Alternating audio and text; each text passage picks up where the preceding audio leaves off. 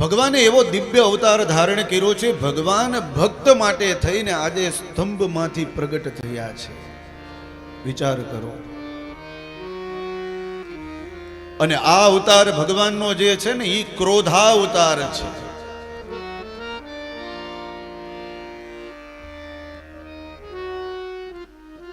ગઈકાલે પણ આપણે જોયું, અહીંયા આપણે ઝાંખીના સ્વરૂપમાં જોયું તો નૃસિંહનારાયણ ભગવાન પણ આમ ક્રોધમાં હતા અને હિરણ્યકશ્યપુ પણ આમ ક્રોધમાં હતા. થોડી વાર તો મને બીક લાગી ગઈ કે હમણાં બે અહીંયા સ્ટેજ ઉપર ન આવે. પણ ખરેખર દિવ્ય ઉત્સવ ગઈકાલનો ગયો, મજા આવી ગઈ, એમ આનંદ આવ્યો. અત્યાર સુધીની કથામાં ઋષિ પ્રાગટ્યમાં મજા નથી આવી, એ મજા મને અહીંયા મામાની કથામાં આવી.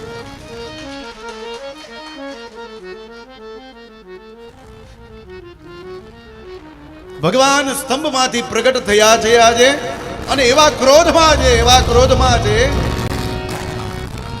કે બધા જ દૂર હટવા લાગ્યા છે. ભયંકર ક્રોધ ભગવાને પ્રભુએ કર્યો છે આજે. અને આ અવતારના દર્શન કરવા માટે દેવતાઓ પણ આવ્યા છે આકાશ મંડળમાંથી, અને આ દિવ્ય દર્શન આજે પ્રભુના કરે છે. ભગવાનની એક એક લીલાના દર્શન કરવા માટે દેવતાઓ આકાશ મંડળમાંથી આવતા હોય છે. જ્યારે ભગવાન કપિલ સ્વરૂપે પ્રગટ થયા ને ત્યારે ભગવાન દરેક દેવતાઓ આવ્યા હતા. આજે ભગવાન નૃસિંહ સ્વરૂપે પ્રગટ થયા છે તો પણ દેવતાઓ આવ્યા છે. કારણ કે ભગવાન જે અવતારો ધારણ કરે છે ને એમાં કંઈક નવું હોય અને આનંદ આવે, અને એની અલૌકિક નહીં ત્રિલૌકિક લીલાઓ હોય છે પ્રભુની. તો એના દર્શન કરવા માટે ભગવાન આવતા હોય છે, દેવતાઓ આવતા હોય છે. આજે દેવતાઓ આકાશ મંડળમાં આવેલા ઊભા છે, પણ કોઈ ભગવાનની નજીક જતું નથી. કારણ કે ભગવાન ઋષિ નારાયણનો ક્રોધ એટલો ભયંકર છે કે દેવતાઓ ડરે છે, કોઈ એની પાસે જવા તૈયાર નથી.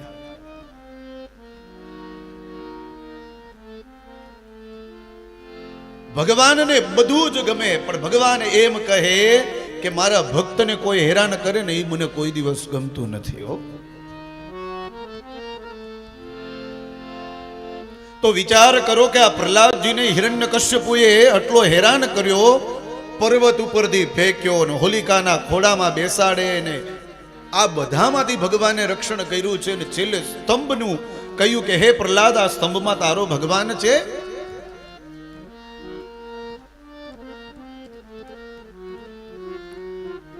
તો થોડી વાર તો પ્રહલાદને પણ એમ થયું કે સ્તંભમાં ભગવાન થોડો હોય. મેં ગઈકાલની કથામાં કીધું હતું ને કે ભગવાન દરેક જીવની અંદર છે, પણ આ સ્તંભમાં ભગવાન હોય ખરા? આવો એક વિચાર આવ્યો, અને એમાં પણ આવો ભયંકર ધગધગતો જે સ્તંભ છે, જેમાંથી વરાળો નીકળે છે, એવો સ્તંભ છે, અને એમાં ભગવાન હોય. આજે ભક્તની શ્રદ્ધા ડગમગી. ભગવાન કહે મારા ભક્તની શ્રદ્ધા ડગમગવી ન જોઈએ. એ જ સમયે એને કીડીને હાડ મારા દેખાડી. પ્રહલાદને થયું આમાં ચોક્કસ મારો ભગવાન હોય. જો આ કીડીઓને કાંઈ ન થતું હોય તો આની અંદર મારો ભગવાન હોવો જ જોઈએ. કહ્યું પિતાજી આમાં મારો ભગવાન છે. અને દોડ મૂકીને એને ભેટ્યો ને એ સ્તંભ પાટ્યો, અને હકીકતે ભગવાન એમાંથી પ્રગટ થયા, નૃસિંહ ભગવાન. અને એના દર્શન આ દેવતાઓ કરે છે.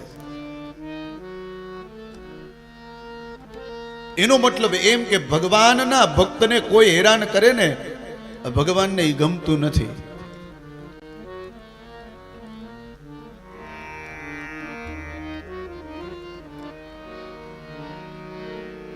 ભગવાનને ગમે નહીં, અને એટલા માટે ભગવાન અવતાર ધારણ કર્યો છે. પણ ભગવાન શાંત નથી થતા. પેલા હિરણ્યકશ્યપુને માર્યો છતાં પણ ભગવાન શાંત ન થાય. અને ભાગવતજી કહે એક એક પછી એક એક દેવતાઓ આવે. બ્રહ્માજી આવ્યા, ભગવાન શિવજી આવ્યા, ભગવાન ઇન્દ્ર આવ્યા, ઋષિઓ આવ્યા, અને એ દેવતાઓ દૂર હટી જાય કે આપણું કામ નથી. તો મનમાં વિચાર એવો આવે કે લક્ષ્મીજી આવ્યા તો ભગવાને શાંત થઈ જ જવું જોઈએ ને. પતિ ગમે તેટલો ક્રોધમાં હોય, પત્નીનું મોઢું જોવે ને એટલે શાંત થઈ જાય. બોલો રાધે રાધે. એટલે અહીંયા દેવતાઓને એવું હતું કે લક્ષ્મીજીને જોશે ને એટલે ભગવાન શાંત થઈ જશે. પણ હજી લક્ષ્મીજી દ્વારે પહોંચ્યા, લક્ષ્મીજીએ કહ્યું ક્યાં છે ભગવાન? નારદજીએ કહ્યું જો સામે. ભગવાનને ખબર પડી ગઈ લક્ષ્મીજી આવ્યા છે અને એવો ક્રોધ કર્યો, એવી ધરાડ પાડી, લક્ષ્મીજી ત્યાં ને ત્યાં મૂર્છિત થઈ ગઈ. પછી તો નારદજી એને મૂર્છા ઉતારીને એને મૂકી આવ્યા પાછા. લક્ષ્મીજી તમારાથી પણ આજે ભગવાન શાંત નહીં થાય.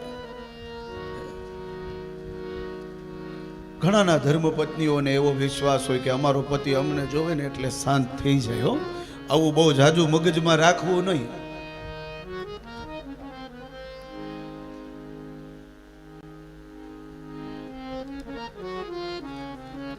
ક્રોધમાં હોય ત્યારે દૂર જ રહેવું.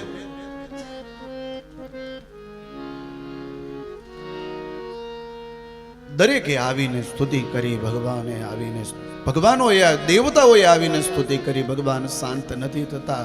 અને પછી છેલ્લે બ્રહ્માજીએ કહ્યું પ્રહલાદજીને કે હે પ્રહલાદ, ભગવાને તારા માટે અવતાર ધારણ કર્યો છે, હવે તું જા એની પાસે ને ભગવાનને શાંત કર. પ્રહલાદજીએ કહ્યું બ્રહ્માજી, તમે બધા દેવતાઓ આવીને ભગવાનને શાંત કરવાની કોશિશ કરી પણ ભગવાન શાંત નથી થયા, તો હું તો એક શત્રુનો બાળક છું, મારાથી ભગવાન શાંત થશે? બ્રહ્માજીએ કહ્યું હા, થઈ જશે, પણ તું જા. અને ત્યારે નાનો એવો પ્રહલાદ ભગવાનની પાસે જાય, બે હાથ જોડીને ભગવાનની સ્તુતિ કરે. ભાગવતજીમાં 43 શ્લોકમાં આજે પ્રહલાદજીએ સ્તુતિ કરી છે. અદ્ભુત સ્તુતિ છે. અને શરૂઆત ક્યાંથી કરી? તો કે બ્રહ્મા દય સુરગણા મુનયોથ સિદ્ધા. બ્રહ્માદય સુરગણા મુનયોથ સિદ્ધા સતવેકતાન મતયો વચસામ પ્રવાહી નારાધિતુમ પુરુગણી રધુનાપી વિપ્રુઃ કિમ તોષ્ટુમર્હતિ સમે હરિ ઉગ્ર જાતે. એ પ્રભુ, આટલો બધો ક્રોધ શેનો કરો છો? આટલી બધી ઉગ્રતા શેના માટે કરો છો? આ બ્રહ્માદિક દેવતાઓ બધા આવીને તમને વંદન કરે. બ્રહ્માજી આવ્યા ને શિવજી આવ્યા ને ઇન્દ્ર આવ્યા ને આ બધા ગંધર્વો આવ્યા, બધાએ તમારી સ્તુતિ કરી, બધાએ તમને શાંત કર્યા, પણ તમે શાંત નથી થયા. આટલો બધા કેમ ઉગ્ર છો તમે? આટલો બધો ક્રોધ કરવાની જરૂર નથી. મને એવું લાગે છે કે જો બ્રહ્માથી કે દેવતાઓથી પ્રભુ તમે શાંત નહીં થાવ તો હું તો એક શત્રુનો બાળક જ છું, આપના શત્રુનો બાળક. તો મારાથી શાંત થશો કે નહીં થાવ એ મને ખબર નથી, પણ મારે તમને એક વિનંતી કરવી છે, પ્રભુ તમે શાંત થઈ જાઓ.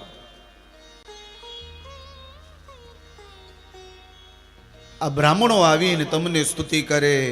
વિપ્રાદ દ્વિષડ ગુણયુતા દરવિંદ નાભ પાદારવિંદમ વિમુખા છપચમ વરિષ્ઠમ. તો પણ પ્રભુ તમે શાંત નથી થયા, તો મારાથી તમે શાંત થશો કે નહીં થાવ એ મને ખબર નથી પ્રભુ, પણ હવે તમે શાંત થઈ જાઓ.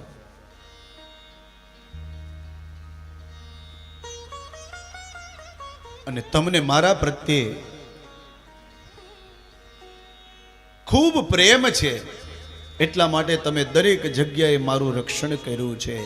બાલસ્ય નેહ શરણમ પિતરો નૃસિંહ નારતસ્ય ચાગ દમુ ધનવતી મંજતો નવ. બધી જગ્યાએ તમે મારું રક્ષણ કર્યું ને તમે સ્તંભમાંથી પ્રભુ પ્રગટ થયા, પણ હવે તમે શાંત થઈ જાઓ.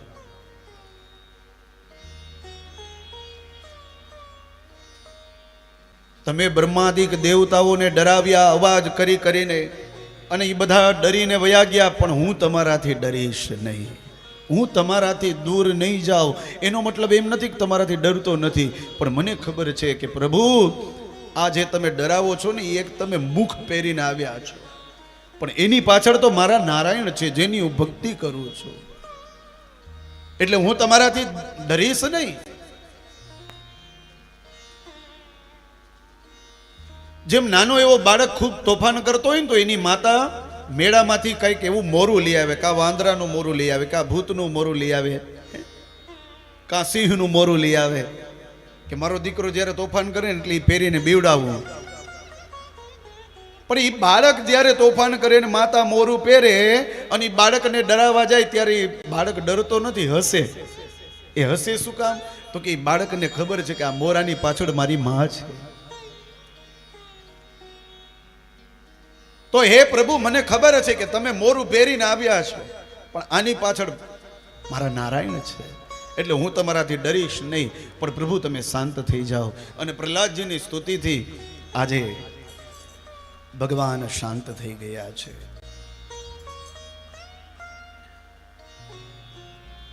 અને ત્યારે ભગવાન કહે છે, પ્રહલાદ ભદ્ર ભદ્રમ તે પ્રીતોહમ તે સુરોત્તમા. હે પ્રહલાદ, તારી ભક્તિથી તારી પ્રાર્થનાથી હું પ્રસન્ન થયો છું, તારું કલ્યાણ થાય, તારી દરેક ઈચ્છા પૂર્ણ થાય.